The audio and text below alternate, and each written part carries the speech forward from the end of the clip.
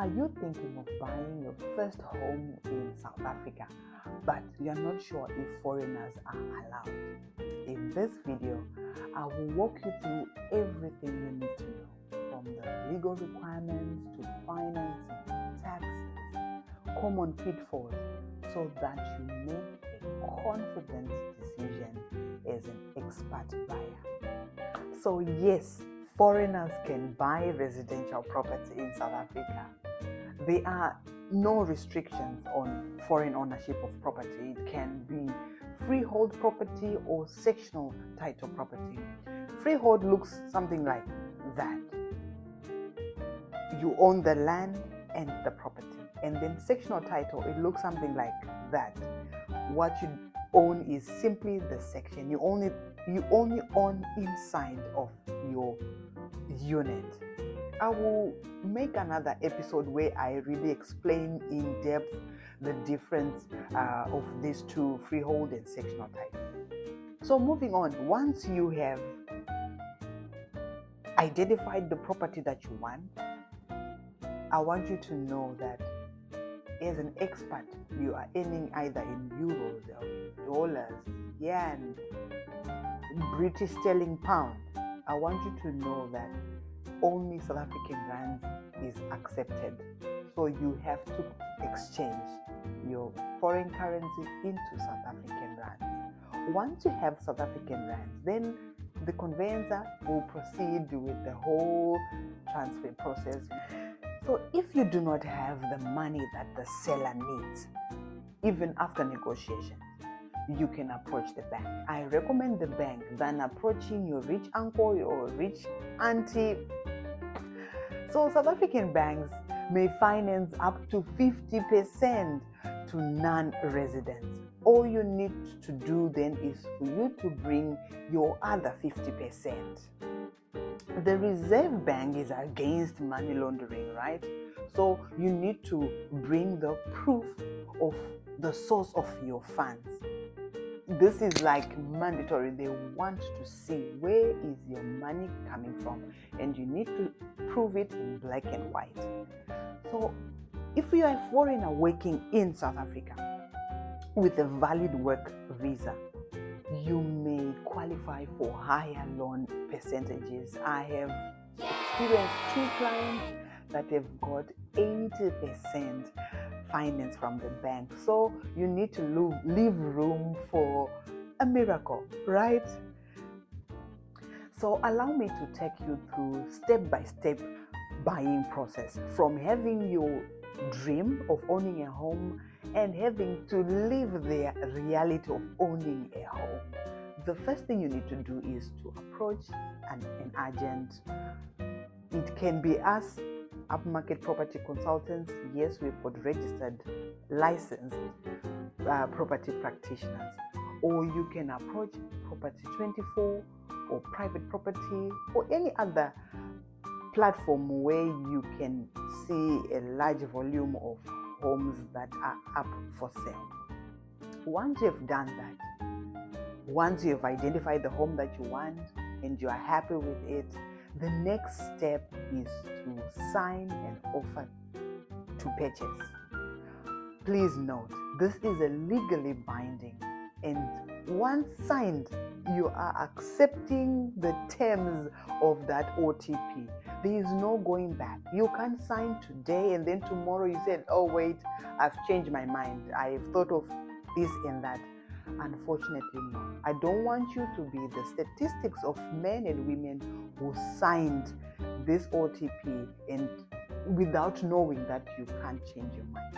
So it's a legal document. So that's why I encourage new first-time buyers to come through to us, because we will make you understand this before you sign. We are not rushing you, in fact, we are not rushing you into making a sale.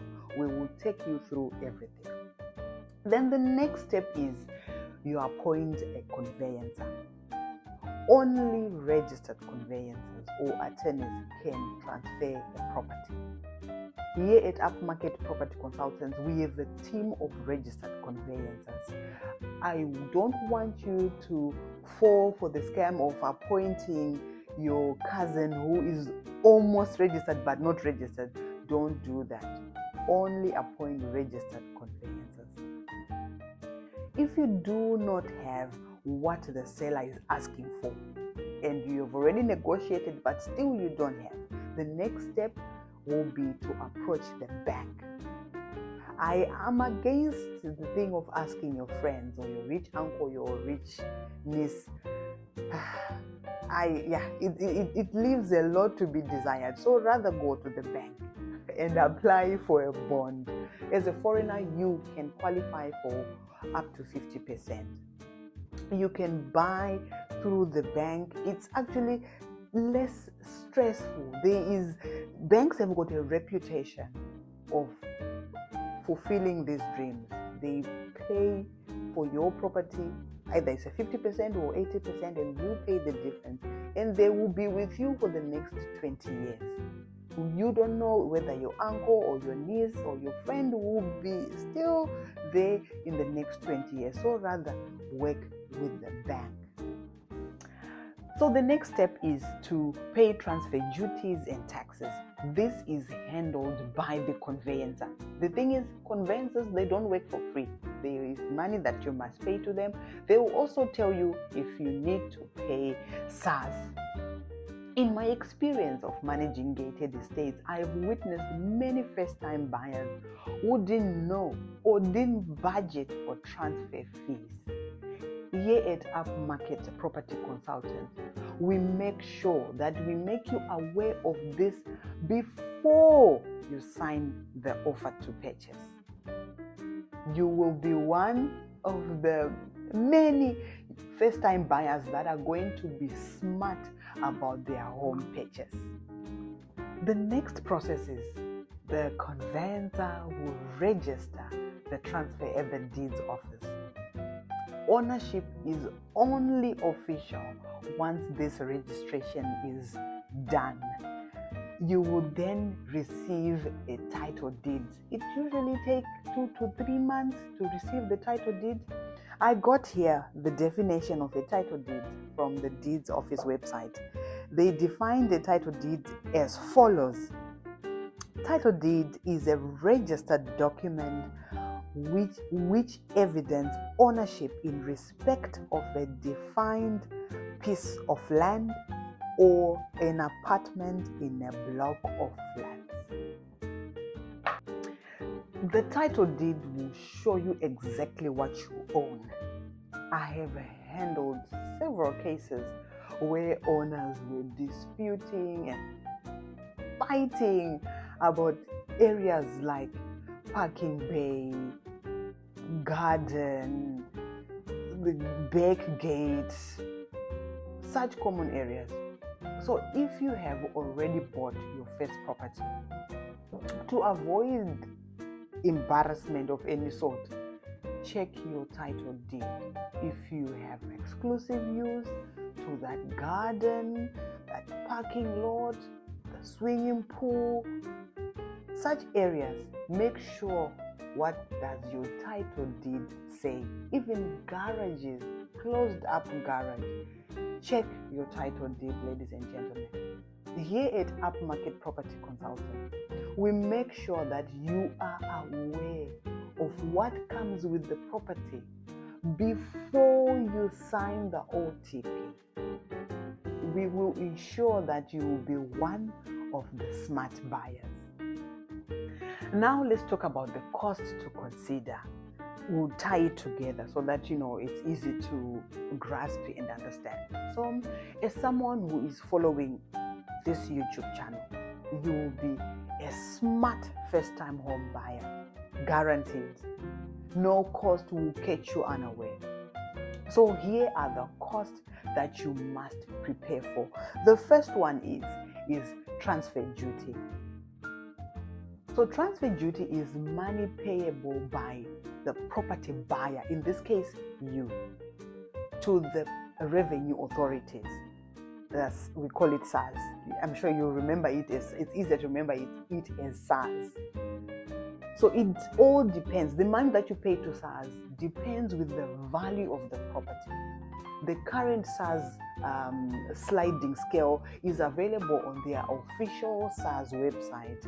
I will put the link in the description below. But basically, this is how it looks like, the current sliding scale. It looks like this. The second cost you must be aware of is conveyancing fees, also called attorney fees, also called transfer fees. Please note, transfer fees and transfer duty is not the same. It's not the same. So transfer fees, attorney or conveyancer fees, it is payable by the buyer, you, to the conveyancer for them to transfer the property from the seller's name into the buyer's name, which is you.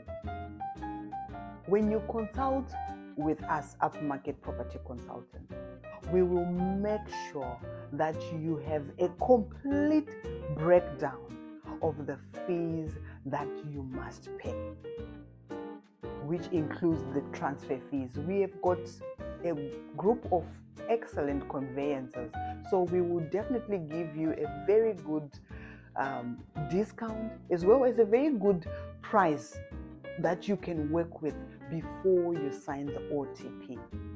Then moving on, we have got bond registration fee. This is of course applicable if you are going through the bank, if you are getting the bond, if you're getting the other portion, the 50% or the 80% from the bank. This is what you're supposed to pay to them for to start off the process, the bond process.